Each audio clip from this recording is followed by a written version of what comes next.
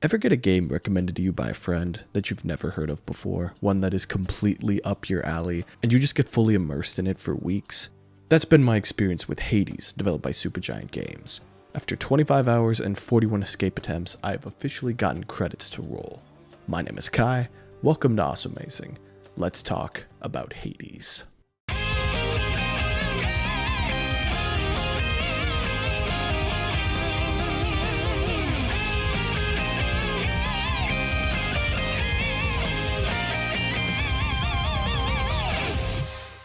Let's start with Hades' combat. This is easily one of the most satisfying and replayable gameplay loops I have ever played for a hack and slash. If a game's combat is reminding me of Devil May Cry 5, then you are definitely doing something right. You start off simple with a sword. You can attack, special attack, dash, and use a cast, a projectile that will target enemies and stick to them, allowing you to increase damage against them and will drop after some time or until they are destroyed. Though the game starts off simple, this will eventually flourish into so many options at your disposal. One weapon will eventually become 6 weapons with 4 kick-ass variants each. Boons will drop from your family on Olympus during your runs, and they can give you upgrades that can change your combat. Zeus can give you lightning buffs to your attacks, Artemis can give you crit damage, Ares can allow you to inflict enemies with doom, and so on. Each god has their own unique perks that you can mix and match depending on your preference or the way your run is going. One of the items that you can collect on your runs is nectar. You can give nectar to Olympian gods or NPCs to unlock keepsakes, an equipable item that gives you a buff for your run. Like a specific god's boons, give them some nectar and equip their keepsakes so that you have an increased chance to get their boons during your next run, or give them to NPCs for buffs like increased health, damage, or an extra life. There are also summons that you can eventually unlock too, which allows a friend to step in and do some damage.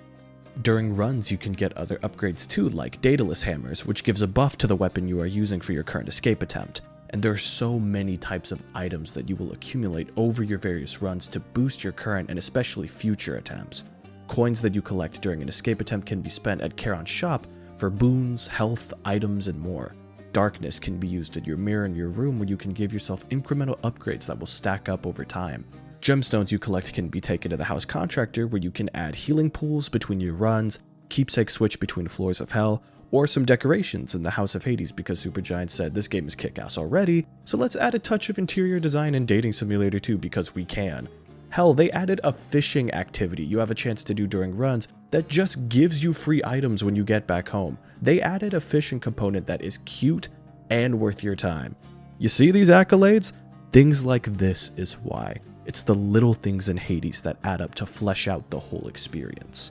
There are so many ways to upgrade and diversify your builds in this game that it almost feels infinite, yet somehow never overwhelming because of the way that you accumulate everything over the course of your journey. And that will definitely differ from player to player.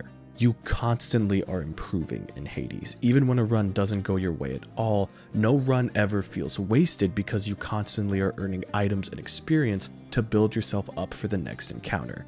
The RNG is never unfair either.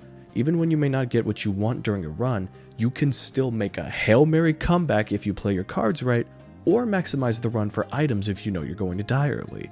When the game feels like you got a boss down, they'll change it by giving it different attack patterns and new moves to keep you on your toes. The enemies and bosses will adapt and change as much as you will. All of this combined already leads to a roguelike hack and slash that is easily the most accessible and approachable one that I have ever played. I know a lot of people get turned off to this genre because of its infamous difficulty, but because of your constant gradual progression combined with the countless options, it makes the experience overall far more enjoyable. The game moreover handles difficulty in a different way compared to other roguelikes. When you die in Hades, it impacts the story, which is very unique for the rogue genre. Most roguelikes and lights forgo a story, choosing to have a lore or mythos instead to provide for an interesting aesthetic. But in Hades, your deaths are remembered. When you get back home, your friends and family will ask what happened and how you're doing. Bosses that kill you will rub it in your face the next time you run into them, as will you when you defeat them. There are thousands of lines of dialogue that will change based on how you perform. This game took game over and recontextualized it into an integral part of Hades' overall design. Deaths initially will annoy you, they will aggravate you, but that will change over the hours you invest into Hades. Death isn't losing in Hades, it's evolving. It's a chance to talk with the wonderful cast of characters, spend the loot you've earned on runs, and prepare yourself for the next series of battles ahead. I hit the point where death didn't piss me off at all because I knew when I messed up, it was my fault, and I knew the steps I needed to take to improve. And that makes your escape attempts so much more satisfying when you succeed because you've literally gone through hell and back to earn them. And if you're new to the genre and struggling, they also have a God mode option that minimizes some damage. Again, something Supergiant didn't need to implement, but they did anyway to help as many players as they could. Going back to the story, it is phenomenal. I will do my best to not spoil a thing in this video because this is a story you owe yourself to experience. But what I thought initially seemed like a pretty cut and dry story turned into an epic about family and redemption that resulted in one of my favorite takes on the Greek mythos period, and left me choked up and misty in certain moments too. This game took a genre that usually leaves story behind, and instead redefined its storytelling by cohesively blending it within the gameplay loop, elevated even further by one of the most talented voiceover casts I have ever heard in anything. Every single actor brings their best, and with some juggling multiple roles, just fantastic. Pay attention to the actors list when you hit the credits and prepare to have your mind blown. And funny enough, it seems all too fitting that a game about a dude who refuses to be stopped in his fight out of hell releases in 2020 of all years.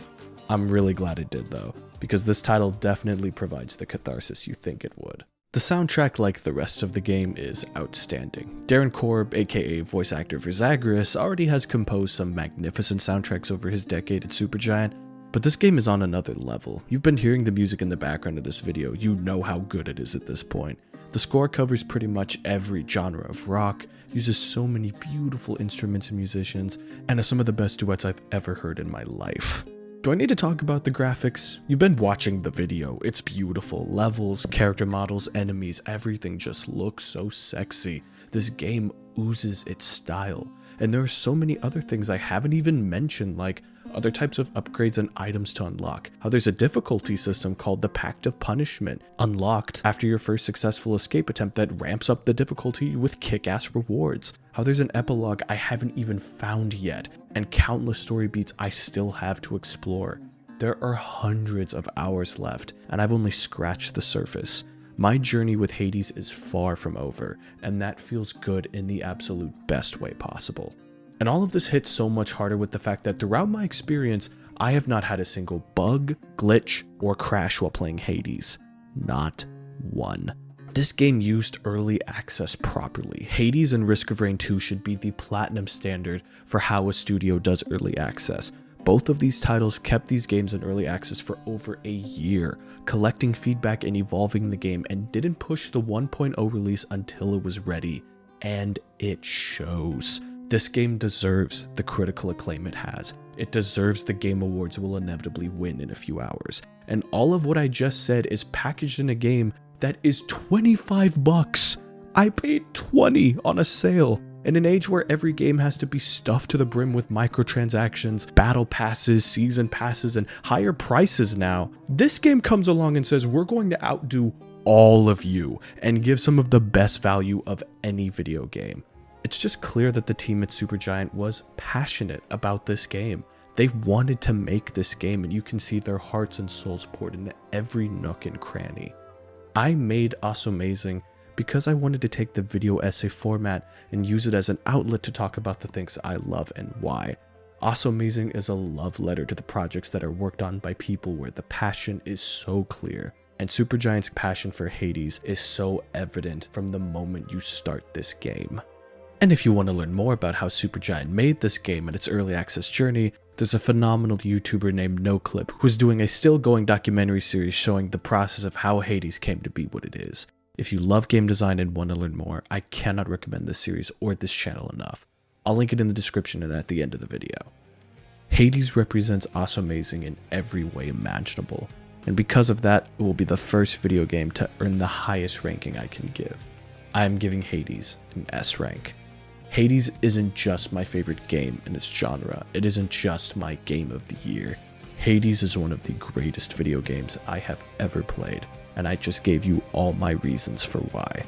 Buy it, play it, and prepare to experience a game unlike any other. Let me know down below how y'all are enjoying Hades if you've played it, and what was your favorite game of the year. Now if you excuse me, I'm gonna get back to Hades because I need to renovate the halls, give people some nectar, and kick some ass. I'll see y'all in hell.